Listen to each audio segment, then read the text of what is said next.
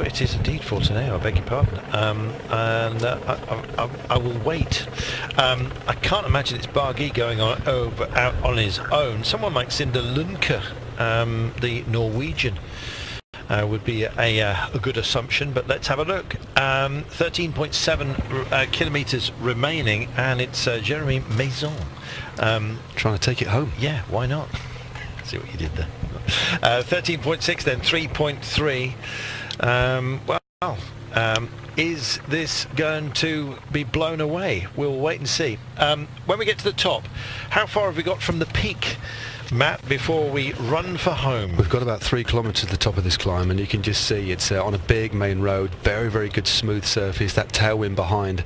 It is going to be difficult to stay clear unless you're on a very, very good day indeed. You can just see a couple of riders just near the back of the bunch there, Jeremy Roy for FDJ, or Groupama FDJ. But this Frenchman here, Maison, has stolen only about 50 metres on the peloton, but I think it's going to be very, very difficult to stay away. But yeah, 3k as it indicates there to the top of the climb, then 10.5 kilometres to the finish from the peak of this second category climb. Where's the toughest part of this incline? It's kind of then? Midway up there. It's again 4.8% average, but there are a couple of stretches at 7%. Not too steep, but given the pace in, and just look at the shape of the peloton here. You know, most riders sat in the slipstreams, and because of the average gradient, it's relatively, well, it's not particularly steep. There's still an aerodynamic advantage from sitting in the middle of the peloton and sitting on wheels. Gravity really not playing too much of a part unless you're a particularly heavy rider. And as we look at a heavy rider, Emmanuel Elviti just sat at the back. He's done a lot of work on the front already today. Bit of a classic specialist, so not surprising to see him start to drift down the peloton. And also, Hodeg starting to struggle now as well. That is a bit of a surprise. Yeah, we were speculating as to whether Hodeg could do the double today, and it looks like he has been ground to a little bit of dust here, I'm afraid. Yesterday, Michael Morkov, Sachman and Jongels did a stunning job for him, but I'm afraid he's not going to repeat the feat.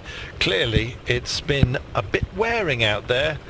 So, well, it's not going to be Hodeg. So your main bet is now in the bin. I thought come on, Jay McCarthy. I've got to tap there we go. On this. You've got to look at, maybe McCarthy, but you know, and also the second place to ride at yesterday, Sam Bennett. But look at this. So it's a Mitchelton Scott trying to take it. Looks like the figure of Robert Power now on the front. Had a great ride in Strada Bianca. Robert Power really ratcheting things up. Great to see, and look at this line now, sensing he's probably getting over the race radio that riders have already been dropped. That's Jack Haig on his wheel. So do you know, there's three of them further back as well, and this is clearly going to be a job being done here for Daryl Impey. We'll see how he manages to resolve it. Real shame then for Hodeg after shining so brightly yesterday, being caught out, I'm afraid. Nonetheless, there is it's given a 0 time, not quite sure what that's all about, but nonetheless still counted as embedded within this group. That would mean we'll wait and see. Meanwhile, 32 seconds is, I'm afraid, the time gap as we push on. And Mitchelton Scott, clearly, I'm sure, working for Daryl Impey today.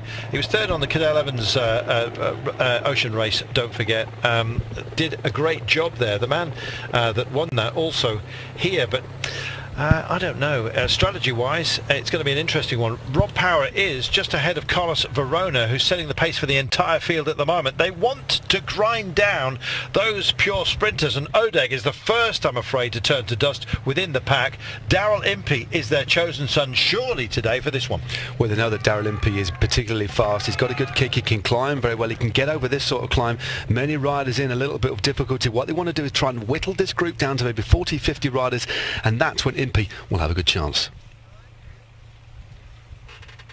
Time to dig, and I'm afraid it may well be a grave for ambitions for some. Let's see. 1.4 kilometres then it is until we get to the top. There we are. The bleach white sky didn't really show up that graphic, but there it is now for you on darker ground. 11.6 kilometres from home then, so as soon as they go over that crest, there will be a high pace approach, and it could get nasty on some of the roundabouts that we've already discussed when we get into town. Let's see how that goes. Interesting to see narrow doing his turn up here. This will be for JJ Rojas and potentially Valverde as well. I don't think Valverde will allow Rojas a free hand today. I think Valverde himself, he showed he got up for the intermediate sprint. He's looking for bonus seconds. He's capable if it all comes in together after a tough day. Well, especially, I mean, the pace that's being set now by Robert Power. This is a very, very impressive turn on the front, almost exclusively out of the saddle a la Alberto Contador. But Robert Power, great young Aussie, only 22 years of age, a very fine 6th place in Strada Bianca, and this has really whittled the field down. Maybe not quite as many riders have been detached as they would have hoped, but definitely this rider won't be seeing the front again today.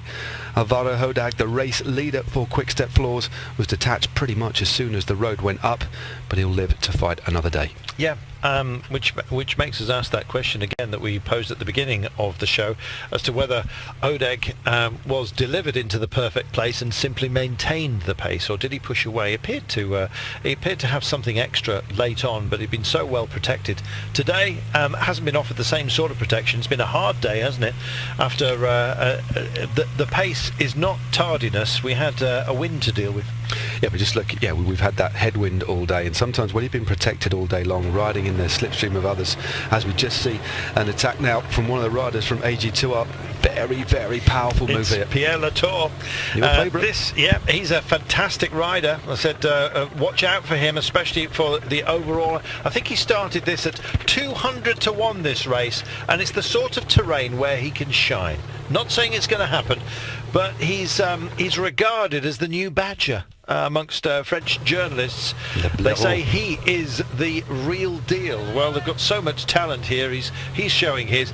I'm wondering whether he's actually working for himself or indeed his team. He's kind of under the radar. They're giving him respect, and Mitchelton Scott have started to attack for the time being, but it's a brave push by Latour as he goes over the crest, and now he's got this fast run into town. At the very least, it may well cause a fracturing in the pack, and it'll get to be a selective sprint. Let's see. Well, it looks like Mitchelton Scott are equal to it. They know how dangerous Pierre Latour is. He takes the King of the Mountains points over that climb, and now we've got this fast, wide descent into the finish line. But Mitchelton Scott, I think, definitely thinking about the interests of Daryl Impey today. They will not let this French rider get too much headway at all. No, well, he was on the blower there, as you can see. Puts his finger in his ears, a la a security man outside the White House, and yeah, he goes for it. Nothing sinister about this, but we head into the dark, as you can see, and those flashes of light and then into darkness, you really feel a temperature shock as that happens. The sun naturally warming up the exposed areas, but you do feel a chill, and I'm afraid it's a chill of disappointment for the likes of Dynan and everyone else within this group, including our overall leader as of yesterday, and they're kind of leaning on him. So you just look by the Israeli champion here, and you see him, James Knox just bouncing with him, trying to bring him home. But Hodag, I'm afraid, is cooked for today. The man who's turning up the gas right now is Pierre Latour. Great to see him at least in this mood. Not saying it's going to be his day necessarily, but good to see him investing. Oh no, well, it augurs well. You know, it's a team that hasn't got Romain Bardet in it, but they've got a very, very strong team that they have brought to this race, and good to see him on the offensive, testing his legs, of course. I think it was always going to be very, very difficult. Maybe he even thought it's going to be difficult to stay away. Perhaps he thought that in him attacking, that could be the catalyst for some other moves, maybe a couple of riders to go clear. But no, I think it augurs well for the rest of the race to see a rider of the calibre, a rider who can climb as well as Latour, going on the offensive. He's clearly feeling pretty good. Yeah, that bodes well for when we get to the mountains, and we'll have plenty of those tomorrow. 4 climbs in total, none less than Category 1, and a special climb to finish off. I think it might turn out to be the Queen Day tomorrow, despite the fact that it's saying that is stage 5. 3, 4 and 5 all tough, and really they don't reveal themselves until you get there. 8.2 to go in this one though. Big turns, as you can see, but at pace. Shame we haven't got a speedo on screen for you with 7.9 to go, but it is a healthy approach, and Bahrain Merida are starting to get involved. We thought Moritz today or Gregor Boller in place of Bonifacio, but Mr. Happy Face might actually have a smile instead of a downturned mouth later on. We shall see if Nico Bonifacio is better framed for today. I don't think so, but I think the same face fate awaits him as happened to Odeg. He looked a bit tired yesterday, though. You never know, things might turn around. Don't look for Bawani. He stepped off the bike this morning, was sent home because he's got mild bronchitis. What a pace we've got right now with 7.5. We'll be home before you know it. Well, Mitchelton Scott leading the chase. They led the vast majority of the way up the climb. Robert Power was the rider that really lent on it, detaching several riders in the process, but Jack Haig has now moved to the front. Now one of the riders as well from Bahrain-Marie that isn't a Mohoric as we thought about before.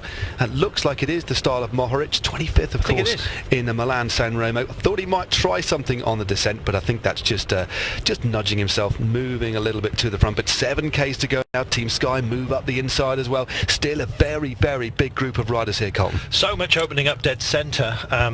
Options either side of the road as we nudge towards that 70 kilometre per hour marker. 6.6 from home, and we're going to come into town rather sharpish. Now it's a straight approach, little kink at 2Ks, then we have a 90-degree turn, albeit on a roundabout, big one because it's highway racing this today. That will be at about 1,500 metres to go, a little bit before that. Then we have 1, 2, 3, 4, 5 more roundabouts to take, some of them more focused than others. In fact, there's another 90-degree turn on a roundabout at about 1,100 metres to go. Then with around 650 to go is our final turn. We'll talk you through the turns when we get there, but the final turn is a left-hander, beg your pardon, 90 degree at 650 to go, and then it's straight line more or less to the finish line. Who will cross the line first? Frankly, you can't tell on a day like this. Not sure how sapping it's been because of the headwind that's been dogging most of the day and knocked back the time. In fact, we were supposed to be finished quite some time ago. The slowest time they should have finished, an hour ago. So there you go. We are well behind today, but nonetheless it's going to be a very, very pacey finish. 5 from home. Yeah, 5 from home. Still Mitchelton Scott at the front, clearly full of confidence in relation to Daryl Impey going for the stage win today. He does have those kind of attributes, but it depends on what sprinters are left in this group. Have they got information? We haven't seen Sam Bennett yet.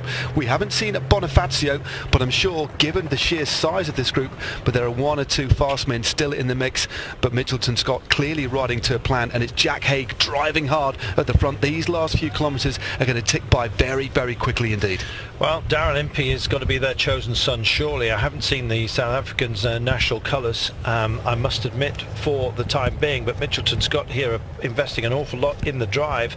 4.1 kilometres then, and a minute and 45 back to Odeg, who really did suffer today. He's not alone, but nonetheless, the sprinter who shone so brightly yesterday, I'm afraid, crashed down to earth today. Hasn't been off the bike, just out of sorts. 72 kilometres per hour. Are they having a laugh? This is pretty quick. It's very, phenomenal. Very fast run into the line. Expect to see a couple of other teams start moving to the front, but of course the rider, should the Irishman Sam Bennett for Border Hansroast be in this group, he is the rider that's going to benefit the most because Hodeg is out of the mix, a minute and 46 seconds down, so there's no way he'll be leading this race as we head into tomorrow's very, very difficult stage. But Bennett sits second overall at 4 seconds. Grifko is third at 5, and McCarthy is fourth at 6 seconds. But remember, on the line at 10, 6 and 4 bonus seconds. So into town we come. There is the big tower on the cathedral next to the plaza where we are heading, and it's really strung out. There we are. This is the group that includes the leader, but with 2.9 kilometres to go. I think this is a story that's been told.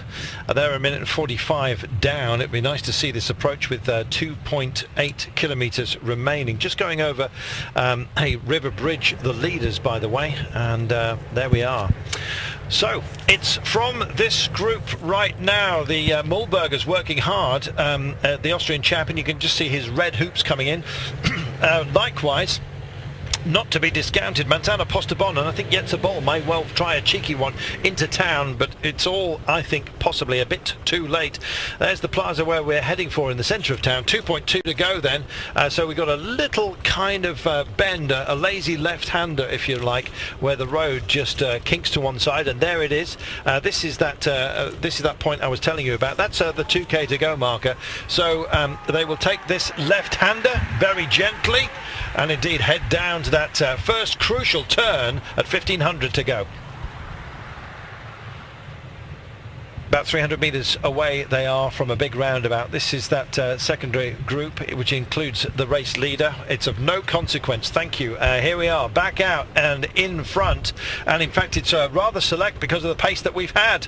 This is that turn that I was warning you about that has to be taken sensibly, and there it is.